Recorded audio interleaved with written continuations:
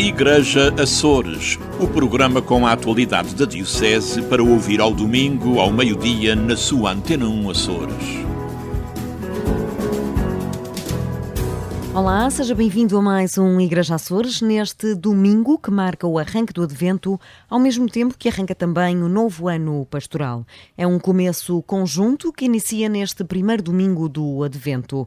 Este momento de preparação para a vida de Jesus Cristo é celebrado há muitos séculos, garante o padre Jorge Ferreira, professor de liturgia no Seminário Episcopal de Angra. A primeira notícia que existe na Igreja sobre esta celebração, sobre este tempo de Advento, da preocupação dos cristãos de celebrarem este tempo, de prepararem o tempo da manifestação do Senhor, é do ano 380, de um concílio que houve em Saragossa.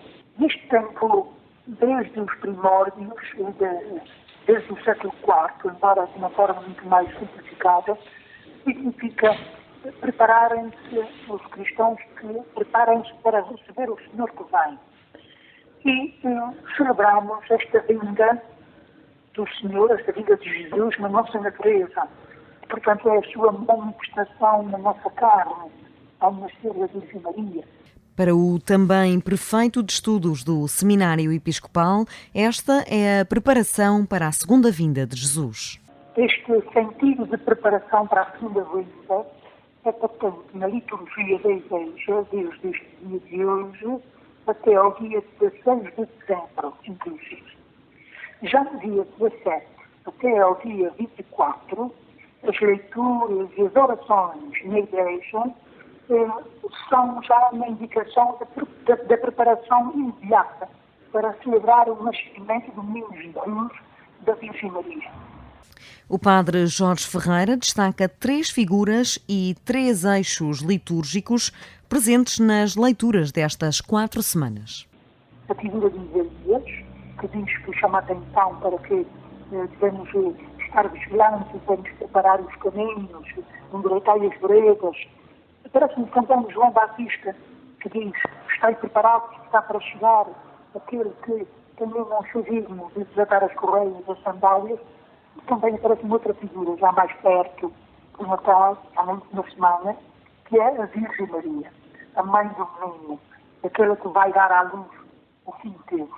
E por isso a teologia do Advento constrói-se sobre 3 eixos. O Cristo que veio na humildade da nossa carne, o Cristo que virá no fim dos tempos, e também este Cristo que torna presente na celebração litúrgica, normalmente na celebração da Eucaristia, e que também torna presente no nosso tempo, na nossa vida, estes 2 acontecimentos: o mistério do nascimento, da encarnação e o mistério do fim dos tempos. Advento, um tempo de convite à reflexão e à vigilância para receber aquele que veio, que vem e que virá. Neste arranque de ano pastoral decorre também um momento formativo do clero açoriano, uma iniciativa por via da plataforma digital Zoom. Com os constrangimentos da pandemia, praticamente todas as ouvidorias suspenderam as iniciativas presenciais. Em Ponta Delgada, as atividades estão praticamente todas canceladas, adiantou o cônego José Constância. Eu diria, desde o momento deste arranque, o arranque de setembro e outubro, estava praticamente tudo a funcionar, eu diria, já conselhos pastorais, os padres reuniram-se por zonas, enfim, as catequeses, tudo mais. Agora, com novembro, final de outubro, novembro, praticamente cancelamos as catequeses, cancelamos as reuniões maiores, só se fazem reuniões muito pequenas, e temos assim as catequeses online e temos algumas reuniões também online. Entretanto, nós esperamos que agora, com o lançamento das atividades que o Bispo vai fazer pelas vigararias e também pelas ouvidorias, depois deste lançamento, possamos fazer um programa para este ano, ainda que contemple sobretudo a parte online, dado que estamos praticamente debaixo desta crise pandémica grande. Na ouvidoria da Lagoa, o ouvidor João Furtado relembra que na última semana celebrar-se-ia a Semana da Ouvidoria, mas que este ano os lagoenses optaram por ficar em casa, ao contrário do ano passado.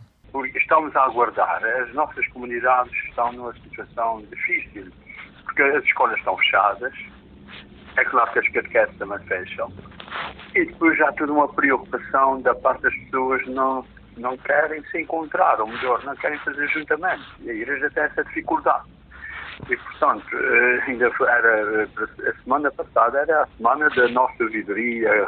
O ano passado juntámos ali 80 pessoas de todas as paróquias, mas este ano não se pode fazer nada disto. De maneira que estamos a aguardar, vamos ver o desenvolvimento desta pandemia e depois, se houver uma brecha, a gente pode ainda programar algumas coisas ao nível das nossas comunidades paroquiais. Contudo, cada paróquia vai fazendo o melhor que pode, até inclusivamente aqui falo da minha paróquia aqui da Água de Pau, a Virgem Maria tem-se encontrado, mas os outros movimentos não se têm encontrado, não se têm feito encontros, as catequeses estão canceladas, porque a escola está cancelada, a escola não está fechada. De maneira que é o que se pode fazer, quer dizer, o que importa é a Eucaristia que é fundamental, é o centro e a fonte da vida cristã.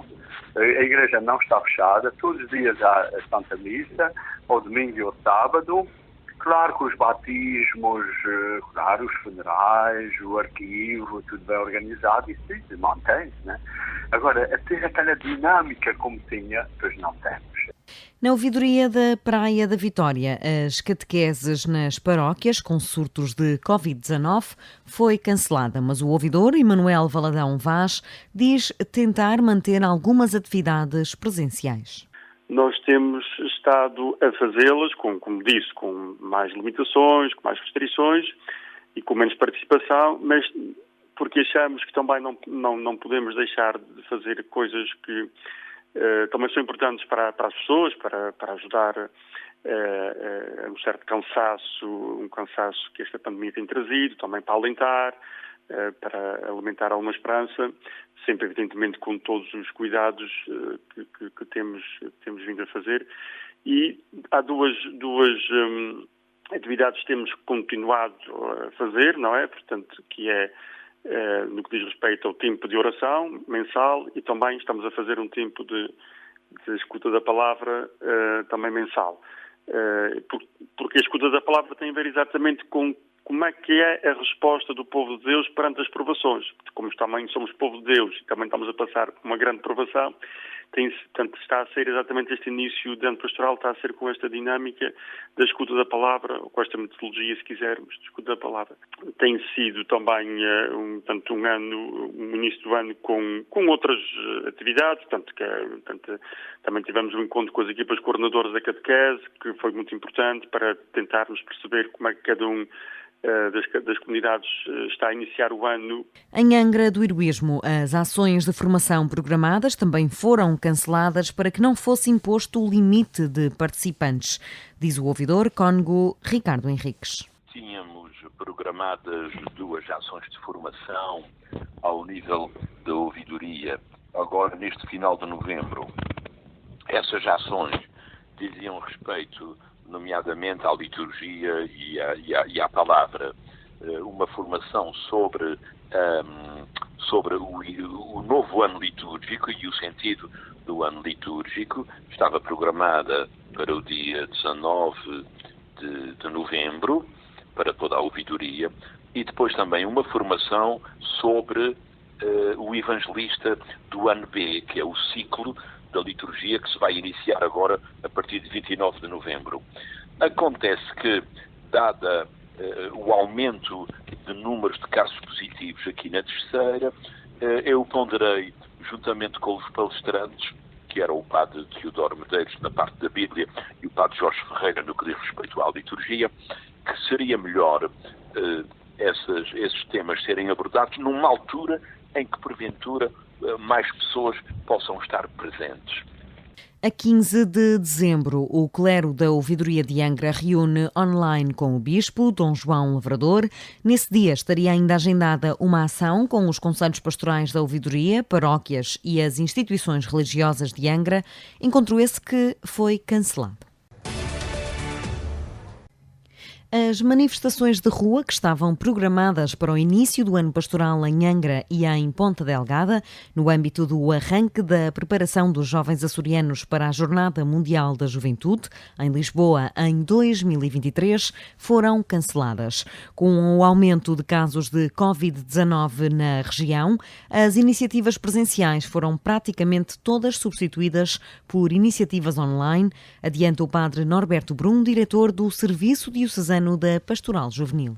O Serviço da Pastoral Juvenil irá realizar, na noite de domingo, um encontro online, através da plataforma Zoom, com todos os jovens que quiserem participar. Ao fim e ao cabo, é uma possibilidade de interagirmos uns com os outros e de darmos este sinal de presença, este sinal de comunhão.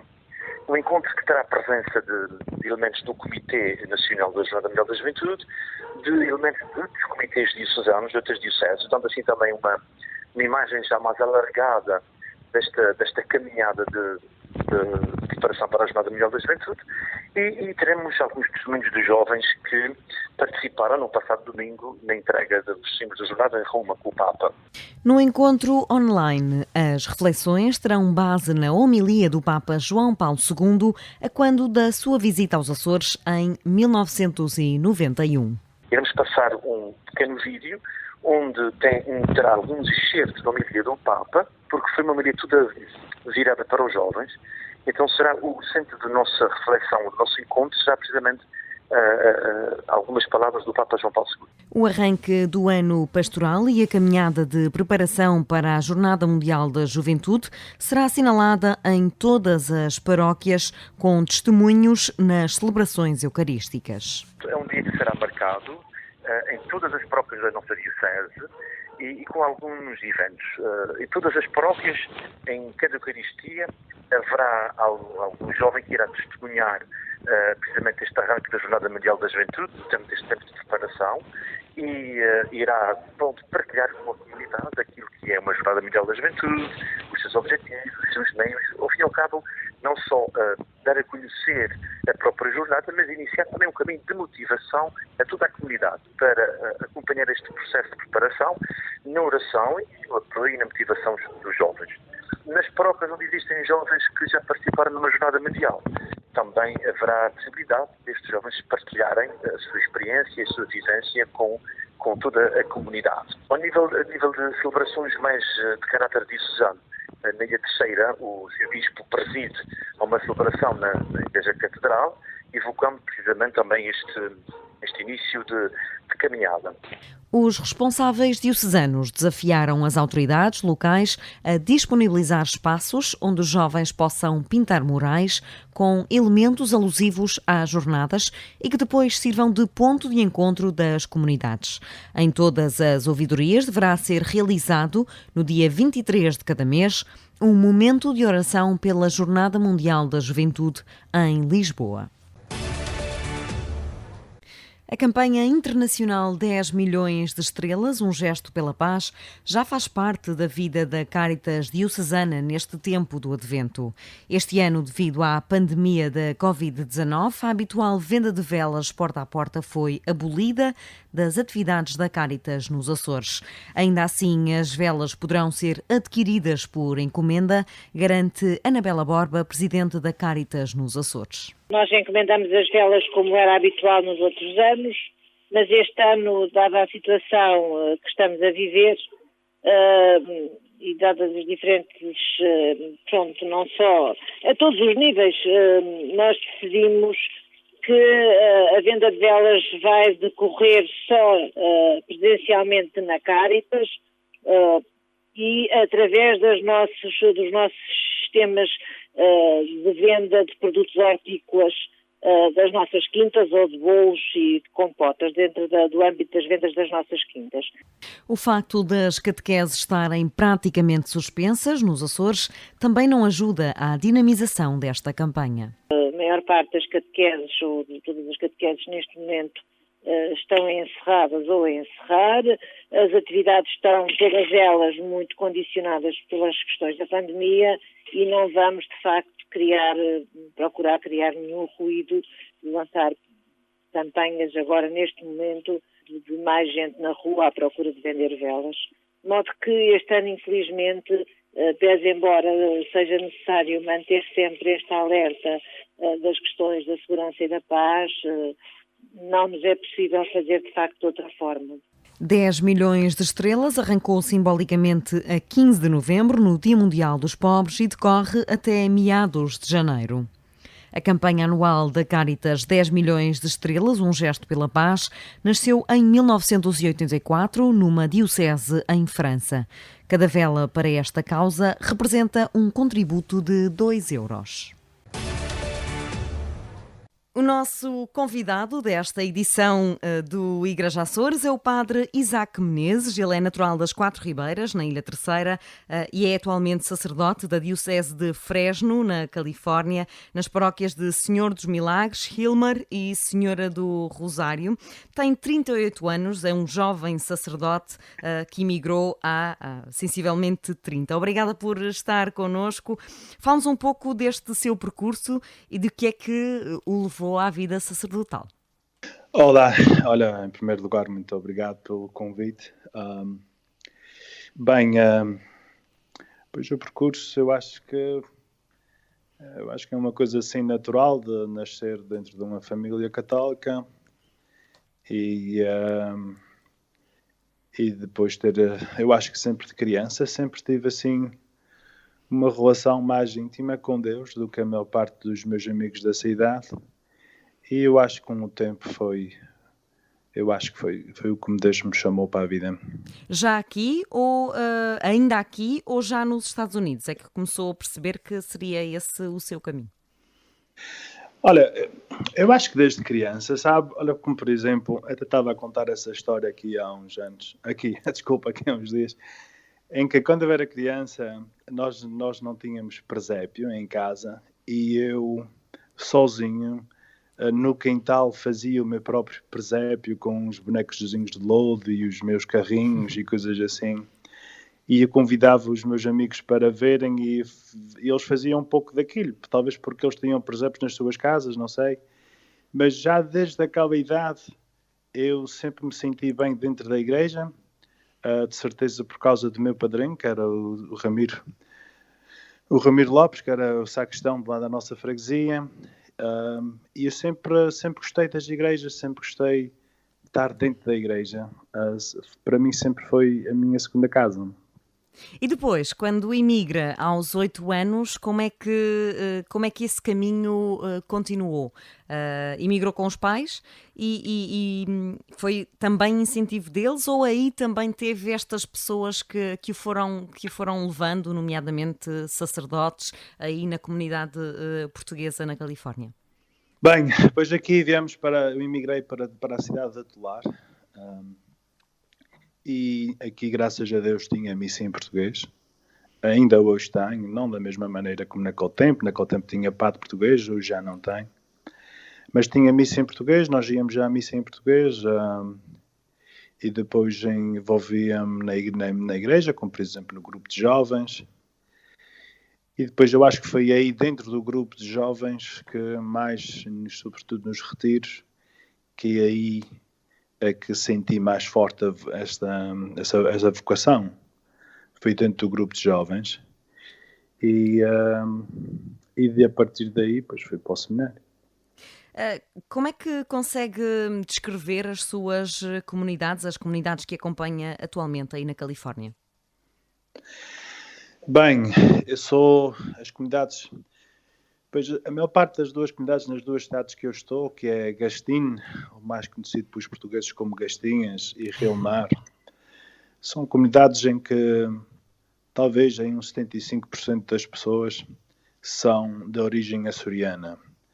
Entre aqueles que ainda nasceram lá, que cada vez são menos, e dos seus filhos, já netos, bisnetos, mas são duas comunidades que têm muitas raízes açorianas. Nas duas paróquias tem missa em português embora que são as missas onde vai menos pessoas, porque a maior parte deles, pois a nossa comunidade portuguesa aqui é uma comunidade envelhecida, e depois também, já sabe, eles vão à missa com os filhos, com os netos, para ser na língua deles, ou porque o neto é acólito, ou o neto faz isto ou faz aquilo, e depois muitas vezes nas missas em inglês tem muitos portugueses que também, ou talvez por gostar daqueles horários, vão a essas missas e não necessariamente à missa em português. Mas em geral é a comunidade açoriana é uma comunidade que está a envelhecer, e aqueles que só falam português são cada vez menos. Aquela geração que veio para cá, já sabe, com o tempo são cada vez menos. São pessoas hoje nos seus 70, 80 anos. Uhum. E a maior parte das pessoas hoje aqui com 50, 60, são pessoas que sabem perfeitamente inglês e já não têm aquela necessidade tão grande da missa ser em português para eles. E o Isaac, como é que se sente mais confortável? Normalmente é um sacerdote de língua inglesa ou de língua portuguesa? Bem, eu acho que sou um sacerdote nas 3 línguas daqui, que é inglês, português e espanhol. Uhum. Eu, por acaso, passei 5 anos numa cidade em que não tinha imigrantes portugueses. Lá era só mexicanos. Foi 5 anos em que eu tinha que fazer o esforço para falar em inglês, porque senão era mesmo tudo só em espanhol. Eu acho que, como eu vim para aqui com 8 anos, a minha língua intelectual, a língua de melhores pensamentos, de coisas assim, a minha literatura é em inglês. Isso é que é a verdade. Mas ainda mantém um português muito, muito intacto. Portanto, 30 anos depois, esse português ainda está bem trabalhado, digamos assim. Olha, obrigado. Como é que foi conseguindo manter este português 30 anos depois de chegar aos Estados Unidos? Olha, eu acho que isso aí é graças a meus pais, graças a meu padrinho, porque aqui em casa, quando nós viemos, sempre tivemos em casa a RTP, a rádio, recebíamos o Diário Insular, e depois meu padrinho insistia muito no português, em que depois das aulas em inglês da escola tinha que fazer ditado ou gramática em português e coisas assim. E depois também no liceu aqui, também tive 4 anos de português com o professor Denis Borges. E tudo isso ajudou, e eu acho que a certeza que também ajudou muito foi ir aos Açores tantas vezes. Isso ajudou muito a manter a língua. Costuma vir com regularidade? Eu acho que talvez a média é cada 2 anos ou cada 3 anos. Teve tempo que ia todos os anos, depois às vezes quando se pode. Conforme. Deixar aqui bem claro que foi, aliás, o professor Denis Borges que sugeriu o seu nome. Eu não conhecia, apesar de sermos de freguesias vizinhas, eu não conhecia o Isaac. Depois viemos a descobrir que temos imensos amigos e família em comum, mas foi precisamente o professor Denis Borges, aliás, este grande dinamizador da língua portuguesa aí na Califórnia, que me sugeriu o seu nome e que arranjou o seu contacto para que possamos ter esta conversa aqui, até porque este programa também passa nas rádios portuguesas aí na Califórnia. Como é que está estas comunidades? Já referiu que são bastante envelhecidas. Neste contexto, elas são uma preocupação ainda maior, porque são as pessoas que estão atualmente mais fechadas em casa por causa da questão da Covid-19. Uhum. Bem, eu acho que as pessoas, os imigrantes que vieram para cá, de uma certa maneira estão assim meio prendidos no tempo e vivem muito sobre a nossa cultura açoriana, a nossa forma de ser. E a nossa cultura açoriana antiga é uma cultura muito comunitária. E eu não acho que as pessoas sentem-se sós. Eu acho que qualquer ajuntamento que existe, mesmo que não seja lá muito, vamos dizer, legal, as pessoas procuram. Eu acredito que se hoje nós pudéssemos ter alguma festa, que ia ter muito mais gente do que ia antes. Uhum. Eu acho que as pessoas têm uma necessidade tão grande de estarem juntos que eu acho que as pessoas talvez arriscam demais para estarem juntos. E eu não tenho assim muito caso ou conhecimento de gente que vivem assim sós ou em depressão, coisas assim. Dentro dos mais velhos, os mais novos, mas esses aí já sabe que é uma coisinha diferente, porque os seus amigos são virtuais, mas os mais velhos têm amigos reais. Estão a arriscar mais a sair de casa? Claro que sim, arriscam, falam-se uns com os outros.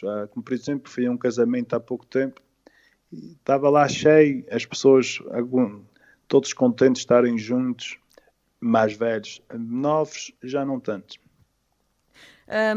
Esta comunidade, estávamos a falar há pouco sobre a sua caracterização, uma delas é esta religiosidade popular que aí parece que ainda é mais vivida do que aqui nos Açores. Eu não sei se é mais. Eu acho que a diferença é que aqui existe mais uma mistura entre a religião, a saudade,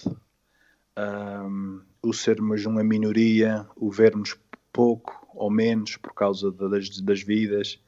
E eu acho que existe mais razão para juntarem-se porque juntam-se menos. E depois a verdade é que eu acho que a Igreja é que é um grande impulso da cultura, um grande impulso das comunidades portuguesas, em que eu acho que em qualquer uma cidade em que não tem uma paróquia portuguesa, eu acho que tem menos ponto de encontro nas questões portuguesas em geral. Portanto, é também um pretexto para que as pessoas possam conviver mais. Não é só uma questão de fé, é também esta desculpa, entre aspas.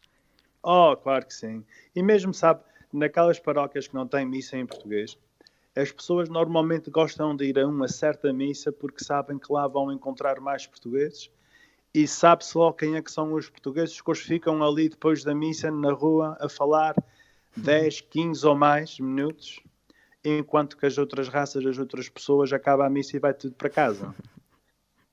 E os portugueses, já sabe, por causa da nossa cultura açoriana, é esta cultura de comunidade.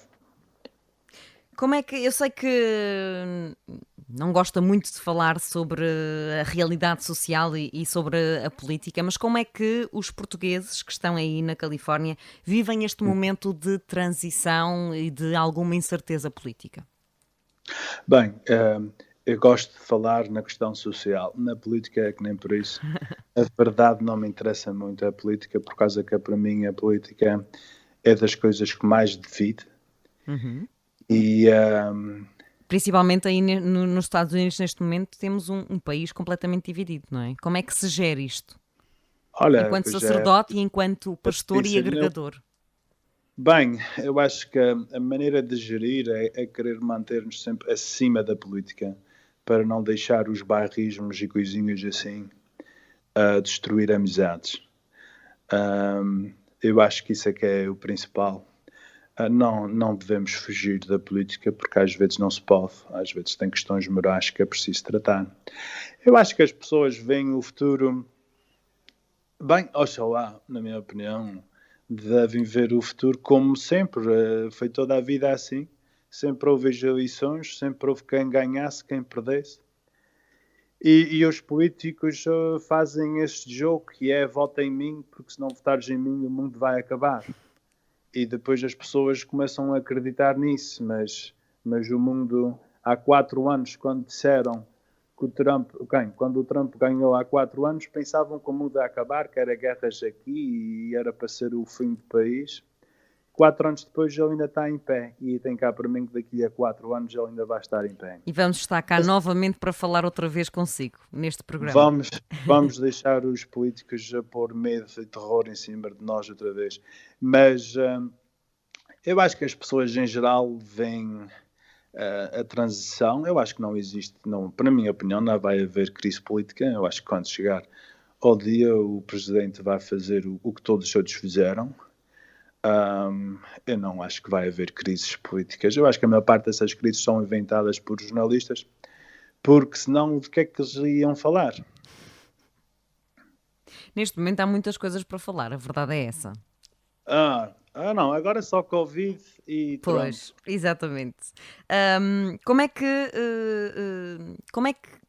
esforço é que os sacerdotes portugueses nas nossas comunidades fazem para conseguir chegar aos mais novos que se calhar a língua portuguesa não é completamente desconhecida, mas que não é uma coisa que eles entendam a 100%. Como é que se tenta agregar esses jovens e essas crianças que já são muitas vezes netos de imigrantes? Bem, esses é que são a maioria. Eu acho que a verdade é, com exceção de Nossa Senhora, que a paróquia Nossa Senhora da Assunção, ali em Interloque, não sei em São José, talvez em São José, não sei, mas de resto, toda a catequese é em inglês, todos os grupos de jovens em inglês, porque isto é que é a linguagem deles, sabe? Porque, olha, por exemplo, eu já estou aqui há 30 anos e sou considerado daqueles que chegou aqui há pouco tempo, em que a maior parte das pessoas que estão cá já estão cá há 50 anos. É muito comum ver alguém que anda cá há 50, todos os filhos já nasceram aqui. Os netos já sabem. E depois o português é a linguagem para falar com a avó, para saber dizer pão e café, mas não é a linguagem dos afetos, não é a linguagem. Embora que tenham aulas em português, e eu acho que eles gostam de ir para a aula em português, mas eu acho que é mais uma coisa de identidade, por causa dos avós. É mais curiosidade do que propriamente quererem fazer do português a sua língua principal, não é? Exatamente. E eu acho que é bom, enriquece a eles, enriquece o sentido de família e, sobretudo, eu acho que todos os açorianos, os seus descendentes, têm um orgulho imenso em serem açorianos e têm um orgulho e um desejo, sobretudo, de um dia irem aos Açores. E todos que vão aos Açores vêm para trás encantados e querem ir outra vez. Quais são os momentos altos dos anos pastorais aí na Califórnia? Quais são as festas mais religiosas, claro, mais importantes aí na Califórnia? Bem, olha, eu acho que são as das duas paróquias onde eu estou. A primeira, com mais história e com mais prestígio, sem pôr em baixo nenhuma outra festa, é a de Nossa Senhora dos Milagres em Gastim, que é ao mesmo tempo da Serreta. Uhum. Portanto, em setembro? Isso mesmo. Essa é a maior. Normalmente vem sempre... vem sempre um sacerdote dos Açores. E há anos atrás era a festa de mais pessoas, de juntarem-se 5, 10 mil pessoas. E na parte religiosa a procissão das velas e depois também a parte profana, as cantorias, os touros, coisas assim. E depois eu acho que a segunda e a que está a crescer e talvez a que atualmente é a mais forte é a da minha outra paróquia, que é a Nossa Senhora do Rosário em Guerreiro Mar, em que também normalmente vem sempre sacerdote dos Açores. Temos a novena, tem uma parte profana que também é forte, bolo de leites, coisas assim. Só dizer que na segunda-feira não tem touros, que é uma coisa que a distingue das outras festas. Também não tem rainhas, não tem coisas assim. Porque foi talvez das últimas grandes festas a começar, das mais novas, e foi começada por daqueles imigrantes mais recentes, ou seja, daqueles que estão cá há 50, 40 anos. Enquanto Gastinhas e as outras festas foram festas que já têm mais de 100 anos, que foram começadas por aqueles primeiros açorianos que vieram para aqui há muitos anos. E como é que é a participação eucarística durante todo o ano, não só nestas festas particularmente, mas durante todo o ano? Como é que é essa participação por parte dos portugueses imigrados? Aqui, e um bocadinho à escala nacional, a participação eucarística vai reduzindo, ainda que os Açores se vão mantendo como o território nacional, se calhar com os dados menos negativos. Como é que é esta participação aí na Califórnia? Bem, eu acho que está muito perto aí nos Açores. Eu acho que é meio parecido. Dizem que aqui na América que os católicos 33% vão à missa regularmente, o que é superior que em Portugal. Entre os portugueses eu imagino que é mais uma coisinha, não sei. Mas agora com esta coisa Covid, eu acho que isso aí afetou completo, como por exemplo, antes de Covid, ali em Realmar, na missa estava mais ou menos sempre 100 pessoas. Depois do Covid, agora vai mais ou menos 50, 60, e ainda talvez vamos só a metade do Covid. Quem é que sabe o que é que vai acontecer cada vez mais no futuro? É um sacerdote jovem, como é que foi a sua adaptação a esta fase da Covid? Conseguiu migrar, digamos assim, para as novas tecnologias ou considera que a Eucaristia tradicional é o que prefere e o que foi mantendo? Bem, a missa tradicional, dizendo tradicional, quer dizer em pessoa e dentro da igreja, receber a Eucaristia. Obviamente que esse é que é o ideal. Agora, e é o que eu prefiro e é o que toda a gente prefere. Já sabe, quem não pode vir à missa, à igreja, por diferentes razões de saúde, pois não pode. Aí tem que se contentar com missa para televisão ou para a internet. Agora, para mim, nós já antes em Realmar, pelo menos em Realmar, já antes da pandemia, já transmitíamos a missa ao vivo no YouTube. Ok. Portanto, assim não foi preciso vir a Covid para vocês fazerem essa transição? Não. E até por acaso a paróquia já fazia isso já há 5 anos. Assim que, de uma certa maneira, Realmar já estava à frente disto já há muito tempo. E depois, para mim, não houve diferença nenhuma. A única diferença é, já sabe, ter que celebrar uma missa só para 3 ou 4 pessoas, em vez de ser com a igreja cheia. Mas, assim não. Depois também começamos um canal de YouTube com uma amiga minha e porque já sabe que cada vez tem que ser mais, temos que fazer cada vez mais isso.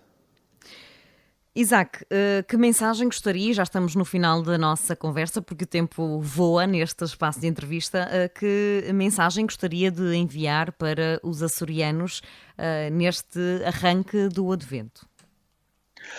Olha,